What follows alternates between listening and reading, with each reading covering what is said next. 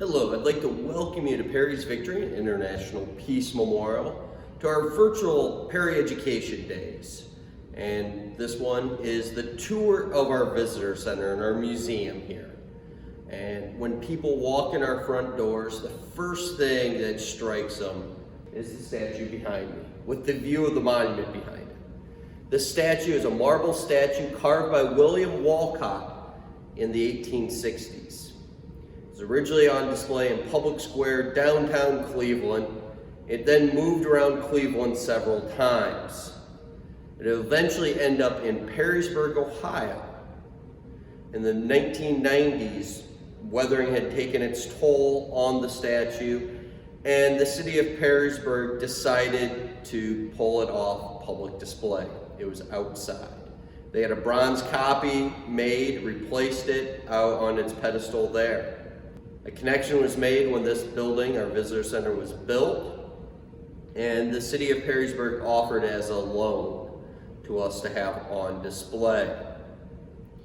Besides being Perry and the connection to the battle, there is another interesting story with this statue. Back in the late 1850s, 1860, they laid a cornerstone over on Gibraltar Island. There was going to be this grand monument to Perry over there. However, for a number of reasons, the people from Cleveland donating money to that monument decided to turn their money towards this statue of Perry instead. And it may be part of that reasons, also the Civil War going on, no monument will be built on Gibraltar Island. So you can look at it. This marble statue could be the reason why we have the monument here and not over on Gibraltar. Another thing people notice right away, besides the marble statue and the monument in the window behind it, are these two large paintings here. There's actually a third one up above the front door many people miss. But all three of these paintings were painted by Dean Mosher. And it's probably one of the most accurate battle paintings there is. And what's interesting about it, rather than being just three pieces, three paintings about the battle, these two are connected. If you look at this one, you can see Perry, he's receiving the Don't Give Up the Ship flag from Hosea Sargent, a private in the U.S. Army. He's talking to Yarnell, his first in command, and he's getting ready to leave the Lawrence to go over to the Niagara. Now, if you look at this bigger painting, you look down and you zoom in on this part right here, you can see Perry doing the reverse. In a little bit, we'll get over to our diorama with model ships. But to paint these paintings, we had the leading historians in the War of 1812. And they sat over a couple of days talking, discussing the timeline of the battle, and then taking model ships and basically playing out the battle. The artist, Dean Mosher, then took pictures of all these actions and then painted these two paintings. Now, how did they fight wars back during the War of 1812 and the Battle of Lake Erie? And that's what this stop in our museum talks about, the different weapons. Right here, the big thing we have is an 1800s Royal Navy 6-pounder gun. Yes, this is really a real gun from the time period. Was not used out here in the Battle of Lake Erie. Was it ever fired against the U.S. in anger? No clue. You also have the small arms up here in the top. This is the most interesting of them, so I'll get to it last. Down here you have a reproduction rifle.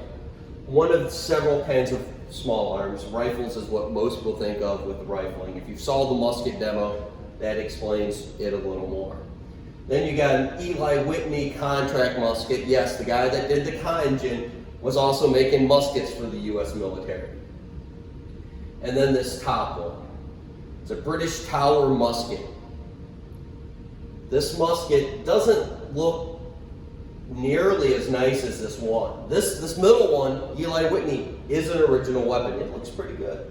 This bottom one's a reproduction rifles. They always look good.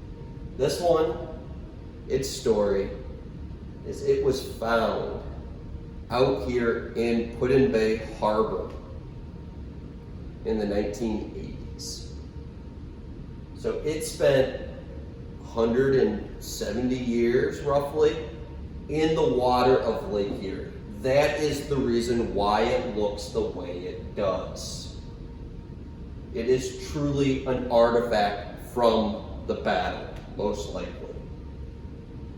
Now we're moving into a little more detail about the battle. We got this nice, well, now we're moving into a little more details of the battle here. You got this cross-section painting of the Battle of Lake Erie. And you got the action of men on the deck firing carronades. This is kind of weird because they're getting ready to fire off both sides. So this has to be the last part of the battle with the Niagara. You got Marines here with muskets firing. This guy's aiming up at probably British infantrymen up in the mast, firing down on them. Key note here, because of Lake Erie being shallow, there's only one gun deck. So the water level is here. So if you went below deck, if you're on a big ocean-going vessel like the HMS Victory or the U.S. frigate Constitution, this level would be another gun deck. Then you'd go down another level, and this is where that scene would take place, would be down here. You'd be below the water level. So if a cannonball came through, you're a little safer down here. Battle of Lake Erie, because it's shallow draft, there's only one below deck area, and then you're into storage. So literally Usher Parsons, he's working on patients, helps them off the table when a cannonball rips through the side of the vessel, kills the guy, and what's he to do? He has to go on to this next patient. But there is no safety here. Now, one of the most exciting, newer pieces in our collection, we have to thank the Erie Maritime Museum for this one. We got two pieces. The other one's too big for display every day, but this smaller piece has some unique features. There's nails in it, there's holes in it. This is what they call a futtix. It's part of the curved part of the hull of the vessel.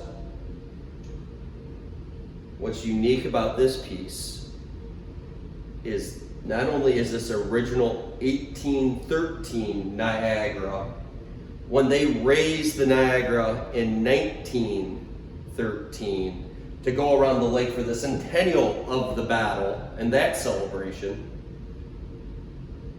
it was in the Niagara that sailed then. This piece of wood then stayed in the Niagara till the 1980s when they built the current restoration of the Niagara. It then went into that Niagara and sailed with the Niagara for over 20 years. In 2016, they were doing some work on the Niagara and they pulled this piece of wood out.